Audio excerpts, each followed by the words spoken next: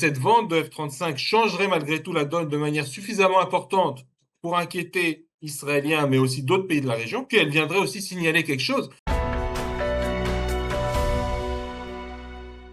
Eh bien, nous avons le plaisir d'être en ligne ce matin avec le docteur Rémi Daniel. Rémi, bonjour Bokertov. Bonjour, Bokairo. Merci d'être avec nous ce matin. Je rappelle à nos auditeurs que vous êtes chercheur au sein de l'Institut d'État de sécurité nationale et que vous êtes un spécialiste de la Turquie. Et on parle bien entendu beaucoup de la Turquie autour de cette réunion de l'OTAN, de ce sommet de l'OTAN auquel participe Donald Trump. Et on a vu hier les retrouvailles entre les deux grands amis que sont Donald Trump et Tayyip Erdogan. Et ne serait-ce que cette image peut inquiéter les Israéliens qui ne cachent pas une certaine inquiétude par rapport au renforcement de cette amitié entre les deux hommes et peut-être même entre les deux pays, et en particulier autour d'une possible vente d'avions furtifs F-35.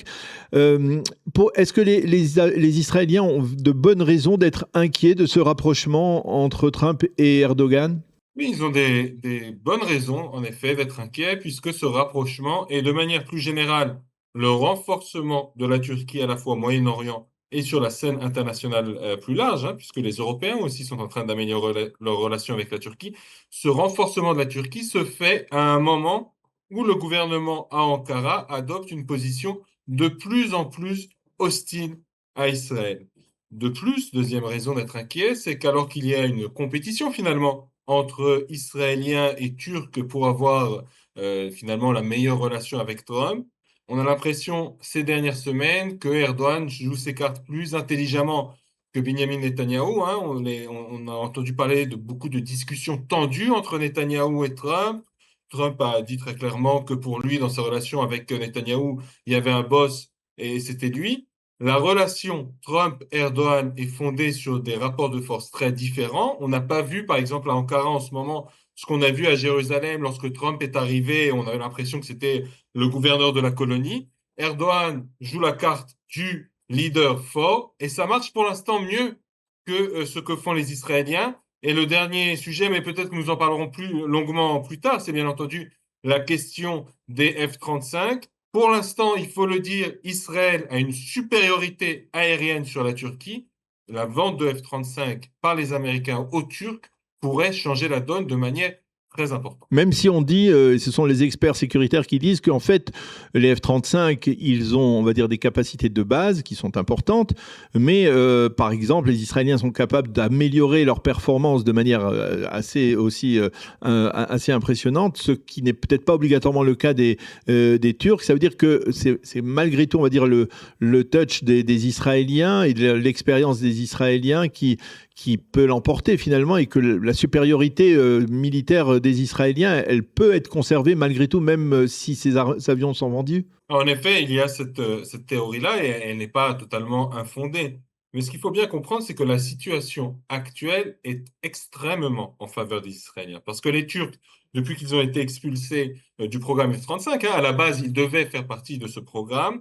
Depuis qu'ils en ont été expulsés à la fin des années 2010, début des années 2020, ils sont en fait coincés avec une flotte aérienne très vieille et plus vieille que la majorité des pays de la région, aussi par exemple plus vieille que la flotte grecque.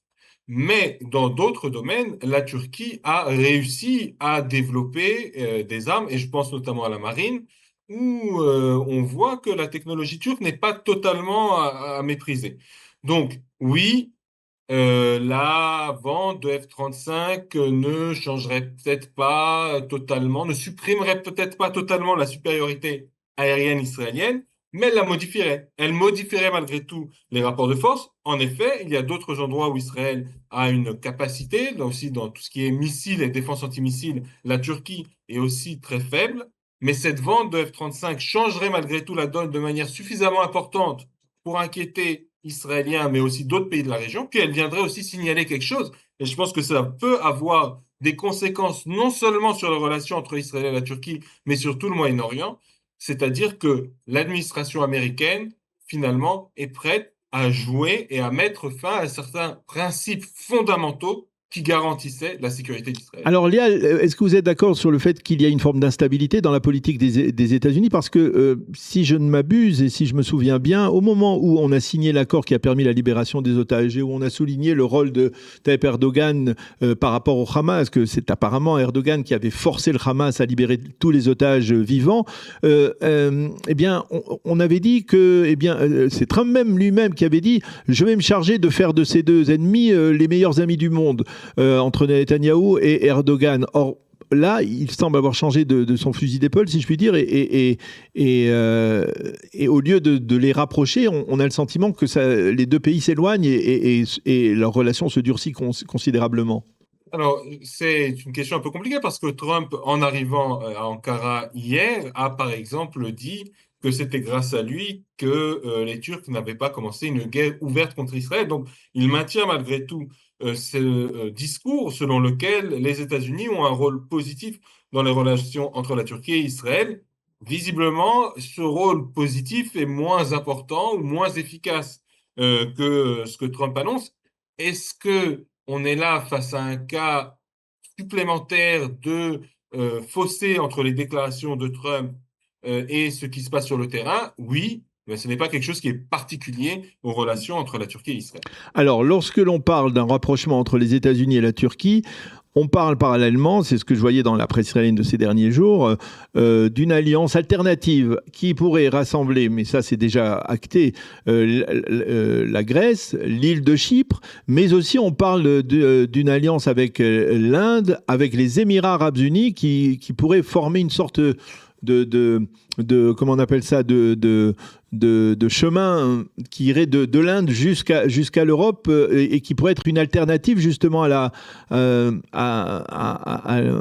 que souhaitent faire les Turcs, à ce carrefour que les Turcs souhaitent être entre l'Asie et l'Europe. On voit en effet que l'une des questions les plus importantes et qui a été rendue encore plus euh, significative depuis la fermeture du détroit d'Ormuz, c'est la question du passage entre l'Asie, où il y a un certain nombre de producteurs, et l'Europe, qui est un centre important de consommation. Et pendant longtemps, en effet, il y avait une compétition entre Turcs et Israéliens. Les Turcs voulaient passer plus au nord et les Israéliens étaient membres d'un projet qui est encore à ses premières étapes, qui s'appelle l'IMEC, qui doit relier en effet l'Inde à la Grèce notamment, en passant par le Golfe et par Israël. Ce qui est assez intéressant de ce point de vue-là, c'est que on voit que les Turcs ont un petit peu changé leur position. C'est-à-dire qu'au lieu de s'opposer à ce projet d'IMEC, ils sont en train d'essayer de le modifier Mhm. pour marginaliser Israël. Ils disent oui, passons par le Golfe, mais au lieu de passer par Israël, passons par la Jordanie, passons par l'Irak, passons par la Syrie. Et donc, il y a un vrai risque de voir les Turcs, qui ont une grande flexibilité dans leur position, s'adapter au fait que l'Arabie saoudite est moins proche d'Israël qu'avant et proposer des alternatives en faveur de la Turquie et contre Israël. Dernier point, parce que vous avez commencé votre question en évoquant plutôt des alliances militaires.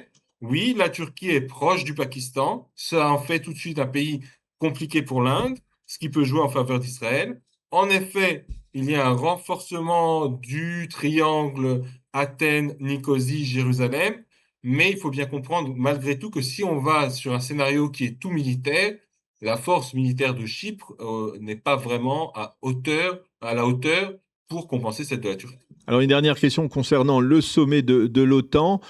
Trump a dit qu'il est venu parce que c'était son copain, Tayyip Erdogan, qui accueillait ce sommet. Sinon, il ne serait pas venu, ce qui prouve qu'il n'a pas une grande estime, on le sait, pour l'OTAN. Quelle est la position aujourd'hui de l'Europe et surtout de l'Europe par rapport à la Turquie? Est-ce que l'Europe est prêt à donner plus de poids à la Turquie aujourd'hui?